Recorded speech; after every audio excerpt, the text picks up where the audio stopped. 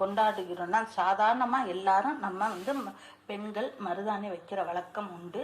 அது இன்றைய தினம் நம்ம வேலையெல்லாம் முடிச்சுட்டு முடிச்சதுக்கப்புறம் எப்போ வேணாலும் நம்ம பெண்கள் இந்த கையில் மருதாணியை இட்டுக்கொள்ளலாம். மருதாணி செடிக்கு 3 தண்ணி ஊற்றி அதுக்கு மஞ்சள் குங்குமம் வச்சு 3 முறை வலம் வந்து வழிபடலாம். இந்த அசோகாஷ்டமி வந்து என்னென்ன பலன் கிடைக்கும் என்பதை பார்த்தோம்னா, இது வசந்த ராத்திரியில் 8வது நாள் இன்னைக்கு. இதை வந்து ராவணன் வந்து சீதையை சிறைபிடித்து வைத்திருந்தான். இலங்கையில் ராவணன் கோட்டையில் அசோகவனத்தில் சீதை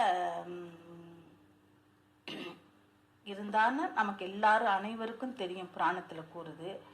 ஆனால் அந்த அசோகவனம் சொல்ல வார்த்தை மருதாணி தான். மருதாணி தோட்டத்தை தான் அசோகவனம் என்று சமஸ்கிருதத்தில் சொல்கிறோம். நம்ம தமிழில் மருதாணிங்கிறோம். சீதையை வந்து அசோகவனத்தில் இருந்து மீட்டெடுத்த நாளே அசோகாஷ்டமி. அதான் துன்பத்திலிருந்து விடுபட்ட நாள் அசோகாஷ்டமி அப்படிங்கிறது நம்ம எல்லாரும் புராண கதையில் கேட்டிருக்கிறோம்.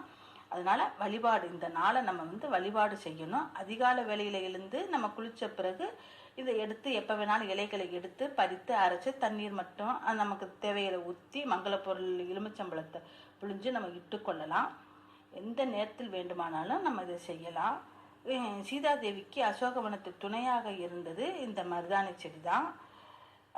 கிளம்பும் போது மருதாணி செடிக்கு ஒரு வரத்தை கொடுத்தாலாம் சீதா.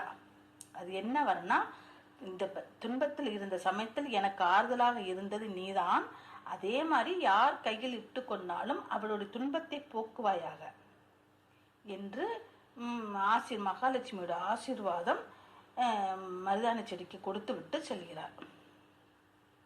அப்போ வீட்டில் மருதாணி செடி மஞ்சள் குங்குமம் இட்டு நம்ம வைக்கணுங்கிறது ஒன்று.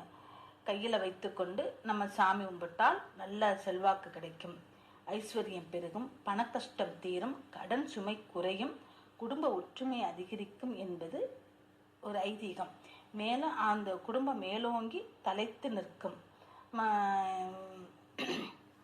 வச்சுக்கிட்டு அப்படியே விட்டுறாம நம்ம அக்கம் பக்கம் இருப்பது தெரிஞ்சவர்கள் சொந்த பந்தம் எல்லாத்துக்கும் கொஞ்சம் கொடுக்கணும். நம்ம மட்டும் வச்சுக்காம அந்த கையில் வைத்து கொண்டால் அவர்களுக்கும் கஷ்டம் தீரும், அந்த பலன் நமக்கும் புண்ணியம் கிடைக்கும், குறையாமல் கிடைக்கும் என்பது நம்மளுடைய வாக்கு.